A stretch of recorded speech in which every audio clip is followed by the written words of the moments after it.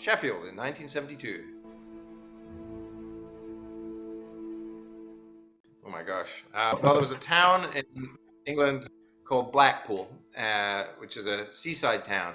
I used to go there with my parents and my grandparents, and that was always extremely exciting to me because they would do illuminations. I think this is around October, November time, where they would string lights across the long walkway that they had called Promenade. So the whole place was lit up, and it looked very cool. And they had an amusement park at the bottom there, and the piers going. Going there for me was always just magic as a child.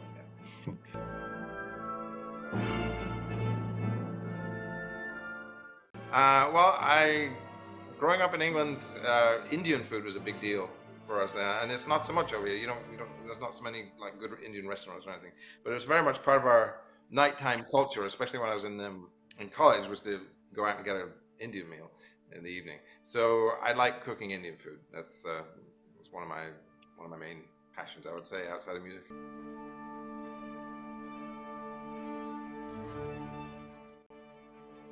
Magic formula to success, perseverance. Now, yeah, I mean, I'm sure most musicians are able to watch the movie Rocky and recognize something in themselves there about this guy that gets knocked down and he has to get back up again and keep trying.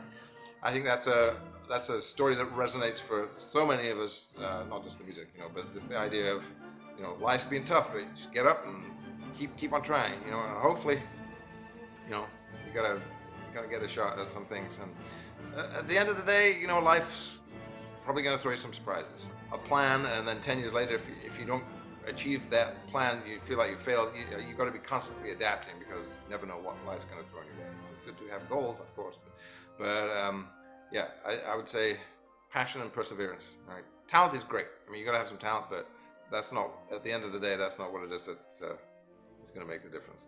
And be nice to people. That's the other thing.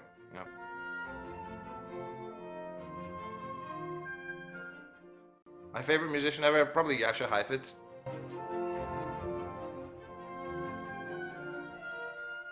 Oh, that one I don't know if I have an answer for. I will say this: the composer. If I were a composer myself, if I were able to write music well, it would probably end up sounding like Elgar, because he's, there's something about it, it feels like home somehow, and there's this sort of nostalgia in the music and a romantic yearning that very much speaks to me. So I guess he's probably the person that I mean, no, not necessarily. I don't think I have one. I go through phases.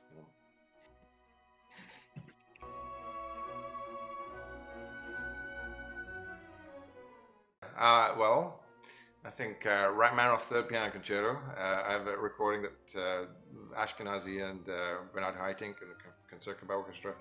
That's one that I was very excited to get I went through a big Rachmaninoff phase as a teenager, and my dad was part of some sort of mail order record club or something, and so he ordered this disc on vinyl for me and arrived, and I was so excited to hear this thing that I snuck down in the morning and put it on the headphones, and before anybody else was woken up.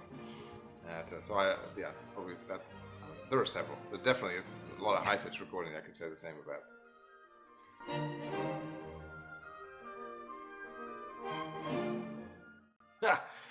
Gosh, I have no idea.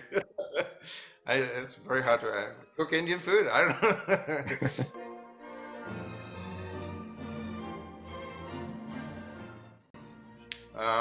Well, I don't drink so much wine anymore, so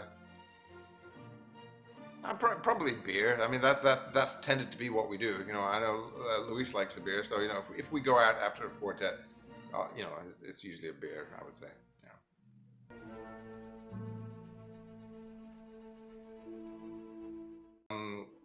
I think classical music has always had to struggle for its right to be heard. So I think there's going to be more of that. The whole online streaming thing has me worried a little bit. So I'm hoping that people like yourself, thinking through the problem, are able to come up with creative solutions to make it obviously worthwhile people going to a concert. You know, if going to a concert is no better experience than sitting at home streaming, then we failed, right? So it's got to be something that's so much obviously better and more that people will take the trouble to do.